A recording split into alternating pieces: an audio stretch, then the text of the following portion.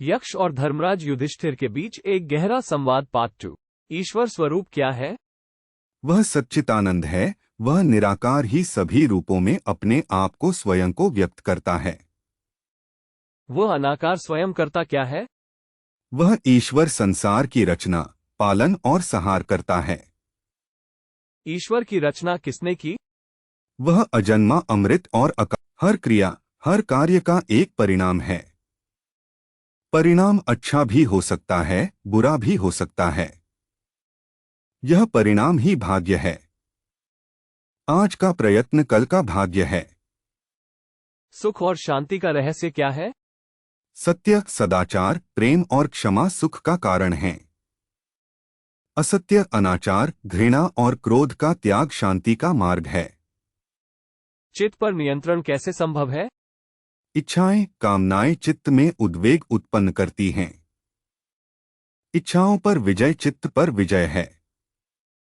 सच्चा प्रेम क्या है? स्वयं को सभी में देखना सच्चा प्रेम है। स्वयं को सर्वव्याप्त देखना सच्चा प्रेम है।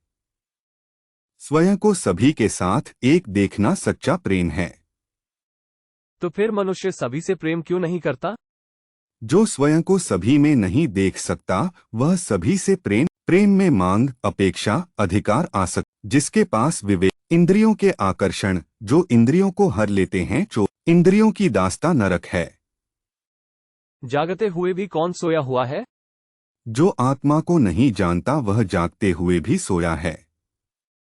कमल के पत्ते में पड़े जल की तरह अस्थायी क्या है? यौवन, धन और जीवन। दुर्भाग्य का कारण क्या है? मद और अहंकार। सौभाग्य का कारण क्या है?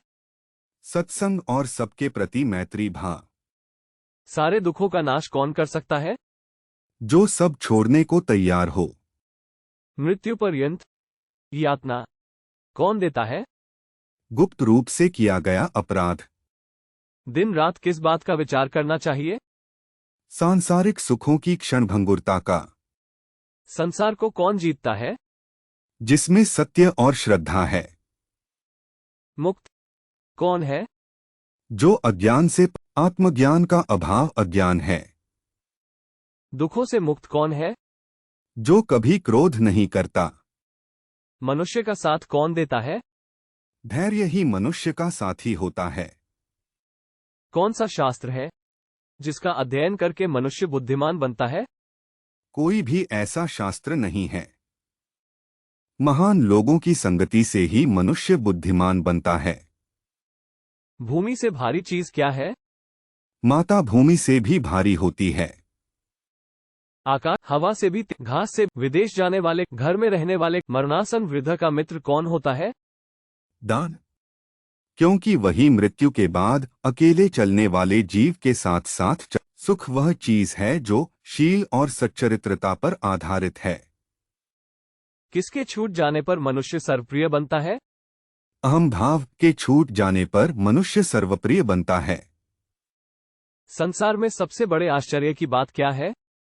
हर रोज आंखों के सामने कितने ही प्राणियों की मृत्यु हो जाती है, यह देखते हुए भी इंसान अमरता के सपने देखता है। यही महान आश्चर्य है। कौन व्यक्ति आनंदित या सुखी है?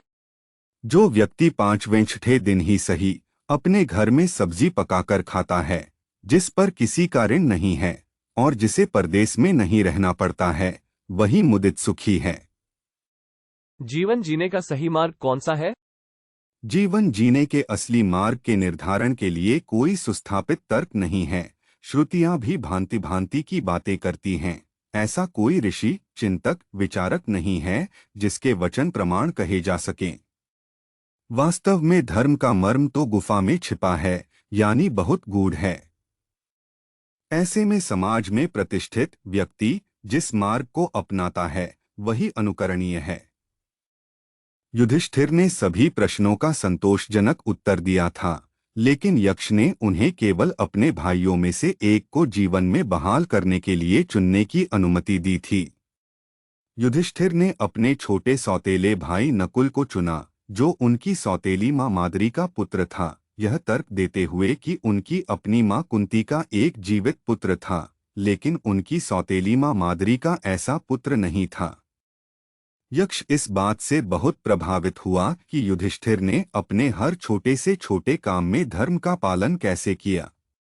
यक्ष ने खुद को मृत्यु का देवता यमधर्म बताया, जो युधिष्ठिर के पिता भी थे। उसने खुलासा किया कि यह वह था जिसने खुद को हिरण के रूप में प्रच्छन्न किया था और अरणी चुरा ली थी।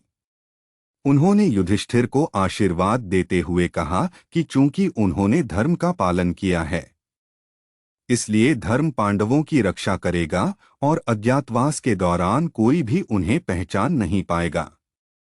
सभी पांडव पुनः जीवित हो गए।